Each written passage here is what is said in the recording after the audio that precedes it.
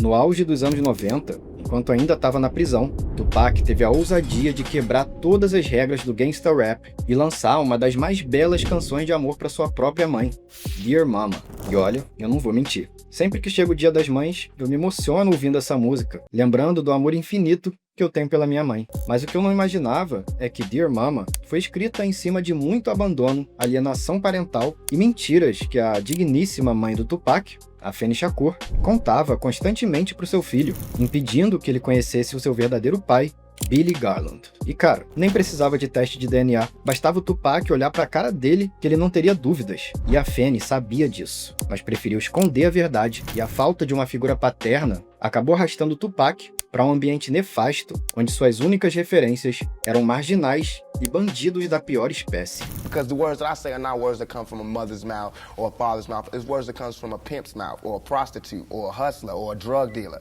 You know what I'm saying? But to me, these were my role models. Só que tudo isso mudou em 1994. Naquele ano, enquanto Tupac estava internado, se recuperando dos 5 tiros que ele levou, Billy Garland finalmente conseguiu descobrir onde seu filho estava, visitá-lo no hospital e contar toda a verdade para ele. Mas foi a partir daí que a Afeni Shakur fez de tudo para destruir a relação entre os dois. Ela começou uma pesada campanha de difamação contra Billy, reduzindo ele a um doador de esperma e insinuando que ele só estava atrás do dinheiro do rapper. The first in line to siphon Tupac's money was Billy Garland, also known as the sperm donor, the father Tupac had never known. You and I know that's our son.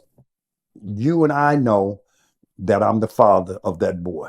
And for you to insult me, I'm not looking at the money. I'm just looking to tell the fucking world that I'm Tupac Shakur's father. Did you know who the father was, your biological father? But then recently, after I got shot, this other guy came, was like, he was my father, and he looks like me. He been in the jail to see me. His kids look like me. Why don't you get a blood test to find out? It's scary. Mas por que será que a Afeni mentiu para Tupac por tanto tempo? E como que saber a verdade poderia ter salvo a vida do rapper? Para responder isso, a gente precisa entender quem foi a mulher que inspirou Dear Mama. Afeni Shakur nasceu como Alice Faye Williams, em 10 de janeiro de 1947, em Lumberton, Carolina do Norte. Em 1958, aos 11 anos, Alice e a sua irmã se mudaram para Nova York com a sua mãe, depois que seus pais se separaram devido a brigas constantes. Na escola, Alice demonstrava habilidades descomunais de leitura e raciocínio, se destacando facilmente em relação aos demais alunos. No 9º ano, a Alice já escrevia para o jornal da escola e chegou a ganhar um prêmio de jornalismo pelo prefeito da cidade. Em 1962, Alice passou num concurso para 2 instituições de renome, a Escola de Ciência do Bronx e a Escola de Artes em Manhattan. Ela escolheu a última porque ela acreditava que artistas eram pessoas de espírito livre. No entanto, Alice não tinha dinheiro para comprar material escolar e, se sentindo excluída, abandonou os estudos após um semestre. Depois disso, ela começou a vagar sem rumo e se tornou membro de uma gangue de rua do Bronx chamada The Disciples. Mas foi em 1968 que o maior ponto de virada da sua vida aconteceu. Aos 21 anos, depois de ouvir um discurso de Bob Seale, um dos fundadores dos Panteras Negras, ela se encantou com a causa e decidiu se juntar ao partido. Para quem não sabe, o Partido dos Panteras Negras, fundado em 1966 por Huey Newton e Bob Seale, foi um movimento político que visava defender os direitos da população negra e combater a violência policial. Eles defendiam a autodefesa armada e criaram diversos programas sociais de apoio à comunidade. Foi no escritório dos Panteras Negras no Harlem que Alice conheceu Lumumba Shakur, o líder da seção com quem se casou em novembro de 68. Lumumba Shakur era um muçulmano polígamo, tinha 2 esposas, e Afeni se tornou a número 2. De origem islâmica e com o significado de aquele que é grato, o sobrenome Shakur tinha enorme peso entre os panteras, porque era usado entre aqueles que renunciavam aos seus sobrenomes europeus, provando que a pessoa realmente estava comprometida com a causa do partido. Diante disso, Alice Williams abandonou seu nome de nascença e, a partir daí, adotou o nome de Afeni Shakur, que significa aquela que ama o povo e é grata. Com todo o conhecimento de Afeni, ela rapidamente se destacou entre os panteras, se tornando uma espécie de líder intelectual. Foi no ano seguinte, 1969, durante uma reunião dos panteras no Harlem, que Afeni conheceu Billy Garland, capitão da seção de Nova Jersey do partido. Billy era um atleta de destaque do basquete que, depois de se revoltar com o assassinato do Martin Luther King, abandonou os estudos para se juntar aos Panteras Negras. Ele tinha viajado para o Harlem para ajudar a organizar programas sociais, como cafés da manhã gratuitos para crianças desamparadas e o estabelecimento de clínicas comunitárias. Mas, apesar do nobre objetivo do partido, o governo via os Panteras Negras como uma grave ameaça ao sistema político e reagiu criando o COINTELPRO, um programa de contra-inteligência do FBI criado para vigiar e desestruturar organizações que criticassem o governo. Até que, no dia 2 de abril de 1969, 21 membros dos Panteras Negras foram presos e acusados de estarem planejando bombardear delegacias de polícia, lojas de departamento e vários locais públicos em Nova York. Dentre os presos estavam Lumumba e Afeni Shakur. O caso ficou conhecido como Panther 21, os 21 Panteras. O juiz fixou uma fiança de $100 mil, o equivalente a quase $900 mil nos dias de hoje, para cada um dos 21 suspeitos. O valor era muito superior ao que o partido poderia arcar, e caso eles fossem condenados, cada membro pegaria uma sentença de 356 anos de prisão. Sabendo do poder de inteligência de Afeni, os membros se organizaram e fizeram uma vaquinha para pagar pelo menos a fiança dela, acreditando que Afeni pudesse ajudar a libertar os demais. Em 1970, Afeni conseguiu a sua liberdade provisória sob fiança, só que Lumumba continuava preso. Nesse período, Afeni teve um caso com um traficante e gangster chamado Kenneth Saunders, mais conhecido como Legs. E guarda bem esse nome, porque ele vai ser importante mais pra frente. Mas o caso foi curto, e logo depois ela engatou um namoro com Billy Garland. Ambos eram casados na época. O relacionamento durou cerca de 18 meses, e foi no meio desse período que Afeni acabou ficando grávida do Tupac. Mas até essa altura, a Afeni ainda não tinha conseguido resolver o caso dos 21 Panteras, e a sua fiança expirou assim que ela completou 5 meses de gestação. Afeni acabou sendo presa novamente e levada para a Casa de Detenção de Mulheres em Manhattan, uma das mais precárias e perigosas da cidade. Quando minha fiança foi revogada, eles não me deram permissão nem para levar minha própria comida. Eu precisava de uma ordem judicial para comer um ovo cozido e um copo de leite por dia. Tupac, para vir ao mundo, precisou estar no meu ventre nas piores condições de vida possíveis. Mas Afeni era uma mulher forte. Aos 24 anos, presa e grávida de 8 meses, ela dispensou o advogado oferecido pelo Estado e defendeu a si mesma no tribunal. Sem formação de direito, ela recitou as leis de cabeça. Afeni fez interrogatórios cruzados, questionou testemunhas e desmascarou um esquema ilegal do FBI diante do juiz e de todos os presentes. Ela provou que todos os crimes aos quais os Panteras estavam sendo acusados foram, na verdade, planejados por 3 policiais infiltrados. Após um julgamento de 8 meses, que foi o mais longo da história de Nova York na época, o júri absolveu os réus de todas as acusações. E no dia 13 de maio de 1971, exatamente 1 mês e 3 dias antes do Tupac nascer, Afeni foi libertada da prisão, como ela mesma diz no início do clipe de Dear Mama. When I was pregnant in jail, I thought I was going to have a baby and the baby would never be with me, but I was acquitted a month and 3 days before Tupac was born. I was real happy because I had a son.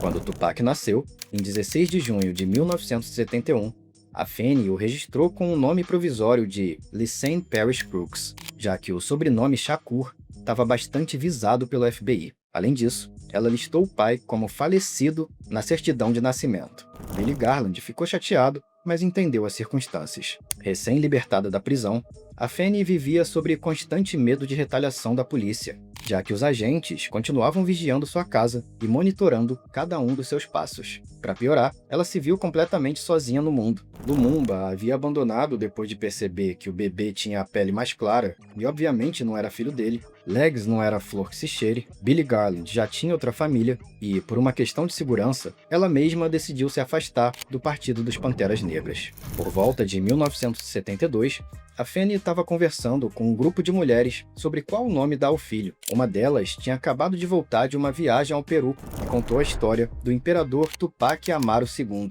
o líder indígena Inca que lutou contra os colonizadores espanhóis no século XVIII. O nome significa brilhante serpente, simbolizando resistência e poder. Afeni gostou imediatamente da ideia e passou a chamar o seu filho de Tupac Amaru Shakur. Eu queria que ele tivesse o nome dos povos revolucionários, que ele soubesse que fazia parte de uma cultura mundial e não só de um bairro, contou Afeni numa entrevista. Apesar do seu casamento, Billy frequentemente visitava a Fanny e se mantinha presente na vida do Tupac, inclusive o levando para sua casa em Nova Jersey, onde Billy já tinha 2 filhos. Oh, he would come over to Jersey City and stay with his brothers and sisters. I was married at the time. And he would stay weeks and we would have a good time. But he was 2 and, no, he was 3 actually. So we would play ball. We played professional semi-pro ball all over the East Coast. We were very good at it. Rucker tournaments, we were very good at it. But I took him to the gym. And all the guys said, "Is that Malik?" Because he looked so much like the rest of the kids. And I said, "No, that's Tupac." And they said, "Oh, okay." Em 1975, a Fanny se casa com Mutulu Shakur, um ativista político do Exército da Libertação Negra. Mutulu já tinha um filho de outro casamento, chamado Moprim Shakur. E ainda em 75, Mutulu e a Fanny têm uma filha chamada Sekiwa Shakur, a qual passa a ser a primeira e única irmã biológica do Tupac. Apesar do novo casamento, Billy Garland continua visitando seu filho regularmente até 1976, que é quando a Fanny corta qualquer tipo de contato com ele. Just things happened. We just weren't getting along. I don't know if she wanted more from me that I didn't have to offer. I'm not sure. Like, how old was Tupac the last time you saw him before he was an adult? I would say 5 or 6. 5 or 6. Yeah. Okay, so that's why he didn't really remember you like that. Yeah. Enquanto Tupac crescia e já começava a fazer perguntas, a Fanny dizia que o Mutulu era seu padrasto e que o seu verdadeiro pai havia o abandonado. Em 1982, quando Tupac completou 11 anos de idade, Mutulu se divorciou de Fanny. Agora, como mãe solteira, a Fanny precisava novamente fazer milagres para criar 2 filhos sozinha, algo que o Tupac relembra bem na música Dear Mama. E eu podia te ver chegando tarde do trabalho, na cozinha tentando preparar um prato quente para nós, mas agora a situação ficou difícil, tentando criar 2 crianças levadas sozinha. Mas a Fanny Shakur não era uma mãe comum. Para ela, a educação não vinha apenas da escola, mas também da compreensão do mundo real. A Fanny obrigava o Tupac a ler o jornal The New York Times todos os dias, de ponta a ponta. E não era só ler, não. Depois da leitura, o Tupac tinha que escolher uma notícia e debater com ela. Ele tinha que analisar as causas sociais, as falhas do governo e como que aquilo afetava a comunidade negra. A Fanny dizia que, se o Tupac não soubesse o que estava acontecendo no mundo, ele seria apenas mais um, sendo manipulado por ele. Em 1983, aos 12 anos, Tupac entrou no grupo de teatro amador do Harlem, mostrando que seguiria não só os passos intelectuais, mas também artísticos da sua mãe. Ou seja, apesar das dificuldades, as coisas pareciam estar caminhando para um bom lugar. Mas, infelizmente, o lar daquela família estava prestes a virar de cabeça para baixo. Ainda em 83, a Fanny se reencontrou com Legs, o traficante com quem ela teve um caso nos anos 70. Só que, dessa vez, ela começou um relacionamento sério com ele. Para Tupac, Legs era um pai incrível. Levava ele no barbeiro, no McDonald's e dizia que era o seu verdadeiro pai. Can you tell me why you looked at Legs as your father? Because the way my mom's told me was like, he didn't even care. He was like, yo, because he slept with her around the same time. So he was like, you had a kid? She was like, yeah. He came and saw me in the bed. I had a real big head when I was a little kid. Same thing like right now. And he's like, oh, that's my son. No blood test, nothing. He was just like, that's my son. Took care of me, gave me money. But he was like a criminal too. He was a drug dealer out there doing his thing.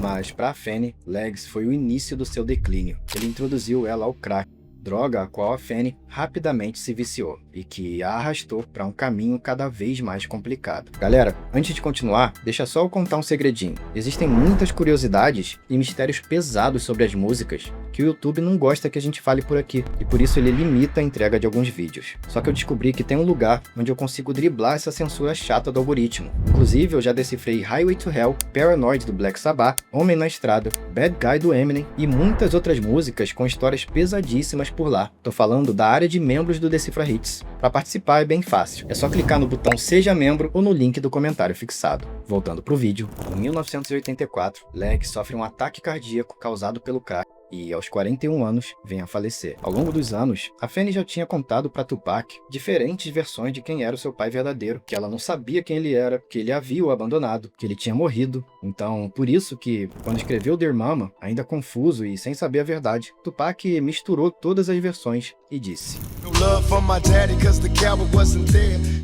Nenhum amor pelo meu pai, pois esse covarde não foi presente. Ele morreu e eu não chorei, pois a minha raiva não permitiu que eu chorasse por um estranho. Ainda em 84, Afeni Shakur se mudou com os filhos para Baltimore, no estado de Maryland. Lá, Tupac foi matriculado numa instituição de alto renome para artistas, a Escola de Artes de Baltimore. Foi lá que o Tupac estudou e se profissionalizou em atuação, poesia, balé e também conheceu sua melhor amiga, Jada Pinkett, quem futuramente se tornaria uma das atrizes mais bem-sucedidas de Hollywood. Mas em casa, as coisas ficavam cada vez piores. Com o vício de Afeni se intensificando, ela usava o pouco dinheiro que entrava para comprar drogas. Por isso, vivia sendo despejada do aluguel e precisava se mudar constantemente para lugares cada vez mais precários, como contou Billy Garland numa entrevista de 1997. Why did they move so often? Well, she was on crack. She was on drugs. She did drugs at the time, and one time he was living in shelters. So Pac really had a bad life. A própria Afeni já falou sobre essa fase da vida dela numa entrevista, dizendo: "Não tinha estabilidade. Eu estava fumando e ferrando a minha vida." Em 1988, a família se mudou novamente para o condado de Marin, na Califórnia. Mas conforme Tupac ia crescendo, ele foi se dando conta do quão inaceitável era aquela situação. Em 1989, aos 17 anos, ele confrontou a mãe sobre o uso das drogas e por que ela não buscava ajuda. Afeni não gostou nada da atitude do filho. Os dois acabaram discutindo e sua mãe o expulsou de casa. Algo que ele também conta logo na primeira linha da música Dear Mama.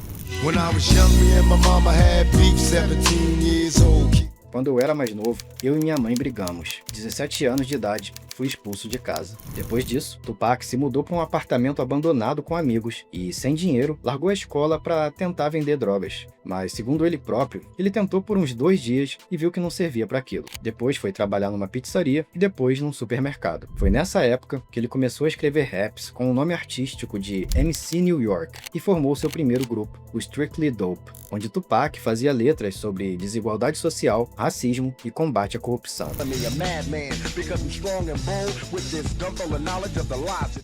No entanto, sua carreira como MC New York, infelizmente, nunca decolou.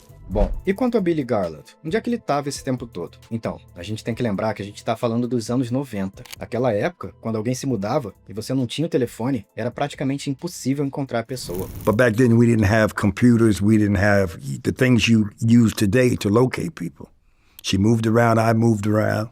It was just different, bro. It was just different. Mas foi ainda em 89 que o Tupac conheceu a pessoa que iria decolar sua carreira, Layla Steinberg. Ela era sua professora de poesia e ficou tão encantada com as habilidades de escrita do Tupac que decidiu investir pesado nele. Ela se tornou sua mentora, promotora de shows e ainda ofereceu um quarto na casa dela para que ele ficasse até se reerguer. No final de 89, Layla apresentou Tupac para um cara chamado Atron Gregory, que era gerente do Digital Underground, um grupo de rap que já tinha uma boa base de fãs lá em Oakland, na Califórnia. E Atron, por sua vez, apresentou Tupac para Shock G, o vocalista principal do grupo. Person, this lady named Layla, introduced me to Atron Gregory, who was managing Digital Underground. He was like, I'm gonna send you to Digital Underground, they're in the studio. You just rap for Shock G on the spot. If he like you, then I'll pick you up. Tupac arrebentou na apresentação e foi contratado na hora, mas não para o que ele imaginava. A princípio, o Tupac era apenas um estagiário. Ele carregava equipamentos, preparava o palco, ajudava a organizar as turnês, mas o Tupac foi humilde o suficiente para dar o melhor de si naquela função e aprendeu o máximo sobre a indústria da música. Aos poucos, ele foi crescendo no grupo. De assistente, passou a ser um dançarino de apoio, animador de público, até chegar a ter a sua primeira participação numa música em 1991, na canção Same Song. Tupac, go ahead and rock this. Now I clown around when I hang around with the underground. Girls used to Enquanto isso, percebendo que o seu vício estava fora de controle, Afeni se matriculou num programa dos narcóticos anônimos para reabilitação contra as drogas em Connecticut. Ainda em 91, um amigo do Tupac, o Threat do grupo Naughty by Nature, foi chamado para fazer um teste para um papel no filme Juice, um drama criminal que seria lançado no ano seguinte. Tupac ficou sabendo da audição e resolveu viajar para Nova York para fazer o teste. Com toda a experiência que ele já tinha em teatro e atuação, Tupac foi aprovado de primeira e ganhou logo o papel principal no filme. That's bullshit, man. We run from the cops, We run from Rodamans, we run from security guards, we run from old man quills in this fucking bullshit store. No mesmo ano de 1991, Tupac lança o seu primeiro álbum solo, Tupac Lives Now, com hits como Trapped I'd rather die than be trapped in the living hell.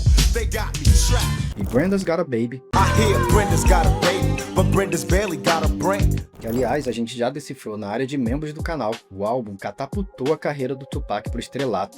Com sucesso, Tupac começa a ver muita grana entrando. Cerca de 9 meses depois do início da reabilitação de Afeni, Tupac enviou para sua mãe $5.000 pelo correio, mesmo que o relacionamento entre eles ainda tivesse meio tenso. Em Dear Mama, ele também relembra esse momento, dizendo: It feels good putting money in your mailbox. I love paying rent when...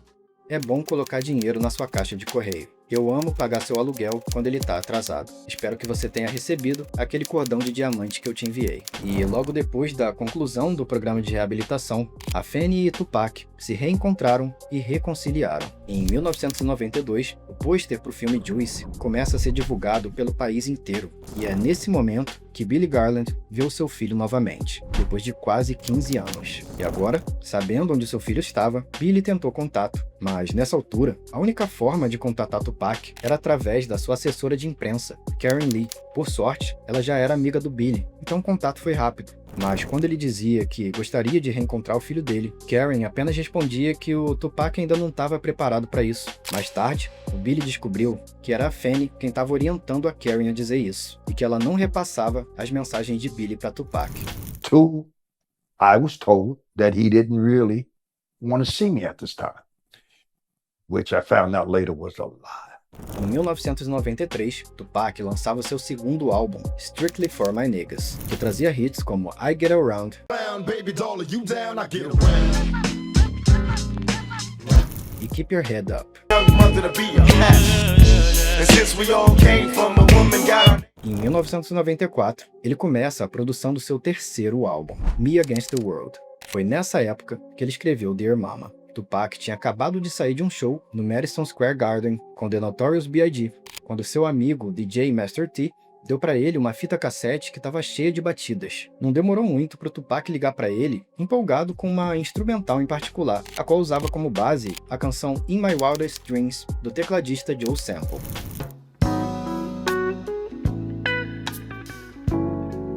Yo, Master T, drop something for my mama.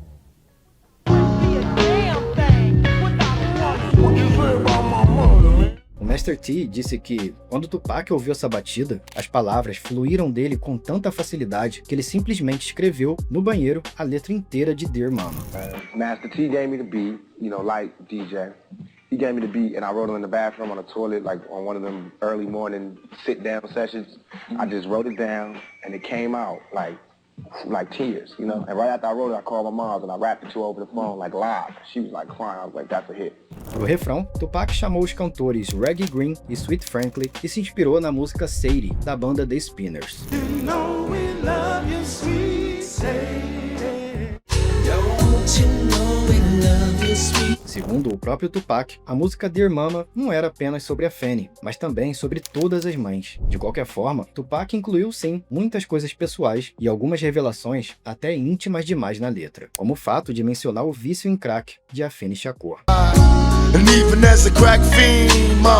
E mesmo como uma viciada em crack, mamãe, você sempre foi uma rainha negra, mamãe. A princípio, a Fanny não gostou nada do Tupac ter revelado isso publicamente na música, mas depois ela entendeu que isso era necessário, como ela mesma contou numa entrevista em 97. Eu precisava que ele dissesse como se sentia, especialmente sobre a dor que eu havia causado a ele. É assim que nós nos curamos. Mas antes mesmo de lançar a música, a vida do Tupac virou novamente de cabeça para baixo. No final de 1994, Tupac sofreu uma emboscada, onde foi baleado 5 vezes num estúdio em Nova York. Eu já contei toda essa história no vídeo de Decifrando Rushottia, mas o fato é que, depois do ataque, ele foi internado no Hospital Bellevue Center, em Manhattan. Assim que soube disso, Billy Garland foi direto para o hospital ver seu filho, mesmo sem a permissão de Afeni. Chegando lá, ele informou que era o pai de Tupac, mas os seguranças não acreditaram nele. Foi nesse momento que Afeni, relutante, disse: "Pode deixar entrar, ele é o pai sim." And she said, yes, that is his father. Let him in.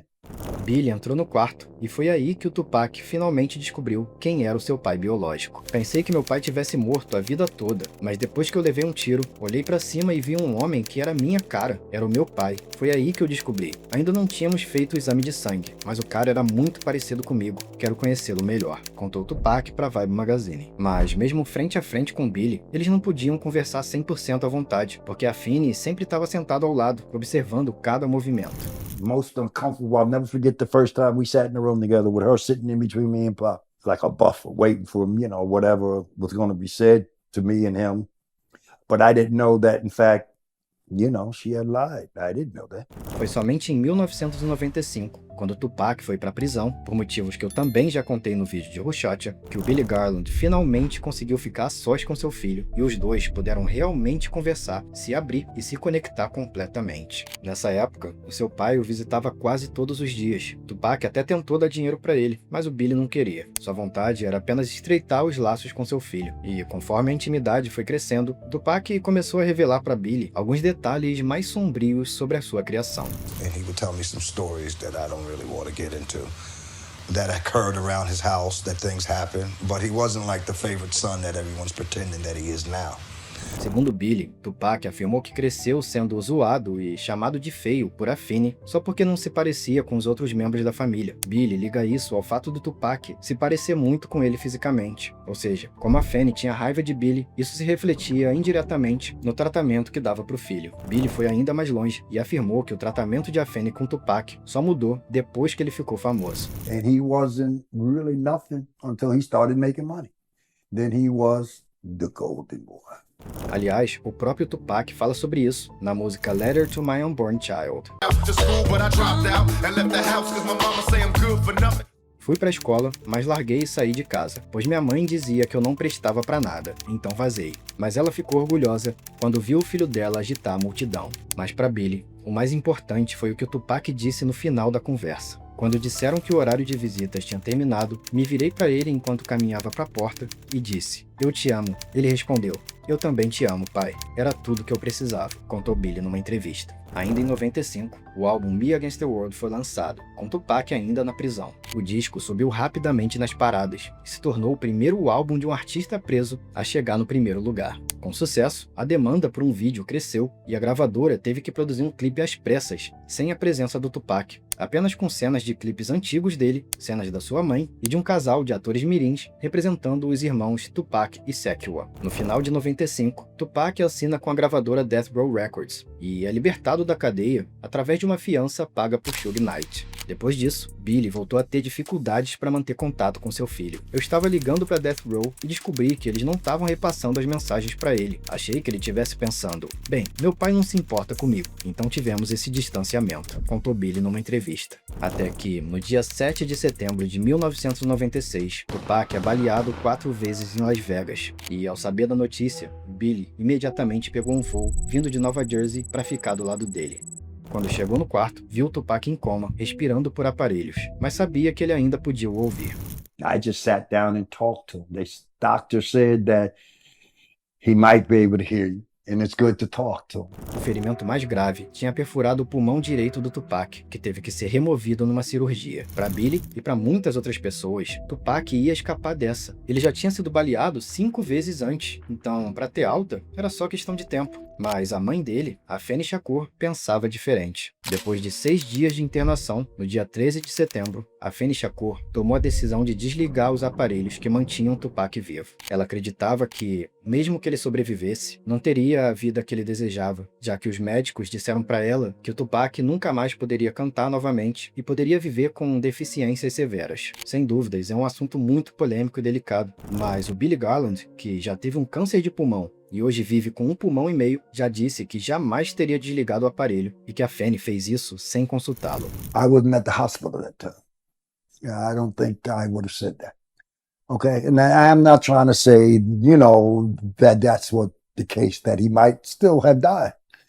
But I don't think I would ever have said, let him go. There's no fucking way I would have said that. No fucking way. I'd have taken that motherfucker with half an arm, half a lung. He still would have been Tupac. He still would have been Tupac. Recentemente, o Suge Knight alegou que foi o próprio Tupac que pediu pra mãe não trazer ele de volta. Mas a gente tá falando do Suge Knight, né? O diabo do terno vermelho. Os verdadeiros aliados e pessoas próximas do rapper nunca confirmaram isso. E, na verdade, diziam que o Tupac nem estava consciente a ponto de conversar ou pedir algo. O fato é que Tupac faleceu com apenas 25 anos de idade. E no dia seguinte, a Fanny cremou seu filho sem avisar Billy Garland. Tupac was cremated, but you were not invited. Did that bother you? No, yes, of course it did. That's when it hit me. There's something going on here. Nobody cremates somebody the very next day. I guess some people say she didn't want the DNA to be, but we had already done that prior, so... No atestado de óbito, a Fanny colocou que o pai de Tupac estava morto, o que deixou ela 100% responsável pelo espólio de Tupac. Broke my heart. Broke my heart. Could have talked to me. I didn't want no money from Tupac. You were the mother. I didn't care. But for you to disrespect me and treat me like that? Em 1997, Billy Garland processou o espólio para obter o direito de ser reconhecido como pai, mesmo depois da morte do seu filho. A Fanny contestou na justiça e pediu um teste de DNA. Por sorte, o Billy já tinha feito um teste com Tupac antes dela o cremar, e o resultado saiu positivo. Billy Garland é o pai de Tupac. Mesmo assim, a Fanny contestou, alegando que o Billy não deveria ser reconhecido como pai porque foi ausente demais na vida do Tupac. O juiz aceitou a alegação e a Fanny ganhou a causa, continuando a única responsável pelo espólio até o seu falecimento no dia 2 de maio de 2016. No testamento, a Fanny passou o espólio para Tom Whaley, um executivo da Warner Bros. Billy chegou a questionar como que o trabalho do Tupac, ao invés de ir para a família, acabou nas mãos de um executivo branco que não entendia nada dos valores e intenções do rapper. Em pouco tempo, Tom Whaley começou a desviar enormes quantias de dinheiro do espólio para benefício próprio, chegando a ser processado pela irmã do Tupac, Sekua, em 2022. Cara, se você estudar um pouquinho a história do Tupac, vai ficar óbvio que essa persona gangsta que ele assumiu depois do filme Juice não era ele. Era apenas o Tupac tentando buscar nos lugares errados o valor que ele não teve em casa. Uma busca que acabou custando a sua própria vida. I was the total opposite of what I am right now. I was quiet, withdrawn. I read a lot. I wrote poetry. Kept a diary. I watched TV all the time. I stayed in front of a television. What point in your early life were you introduced to this quote-unquote thug mentality? When I was out there by myself, with nowhere to stay and no money. Drug dealers, pimps, criminals. Well, why did you want to hang out with them then? They the only people that cared about me at that point. When I had nowhere to go, but you and I was said your mother hungry, always cared about you. She did, but she was lost at that particular moment. And she wasn't caring about herself at that moment. Being a man, I needed a father, I needed a male influence in my life. And these were the males. The other males who could have been a more positive influence on me were too scared to come where I was. Or they didn't have the money, or they didn't have the heart, or whatever. Independente de quem tá certo ou errado, o fato é que a vida do Tupac, apesar de curta, presenteou o mundo com um catálogo tão fenomenal que continua transformando vidas até hoje. Um dos maiores exemplos disso é a faixa Brenda's Got a Baby, que depois de 30 anos, ajudou a revelar a verdadeira identidade da Brenda e reencontrá-la com seu filho em 2025. O mais impressionante é que a história real deles se mostrou bem mais pesada do que o Tupac cantou na letra. Para quem tiver estômago, eu já contei toda essa história sem censuras na nossa área de membros, que é onde eu trago vídeos com histórias tão pesadas que o YouTube certamente derrubaria o canal se eu postasse aqui publicamente. Para assistir, é só clicar aqui em cima e se tornar um membro do Decifra Hits. Muito obrigado por assistir até aqui e te espero no próximo vídeo.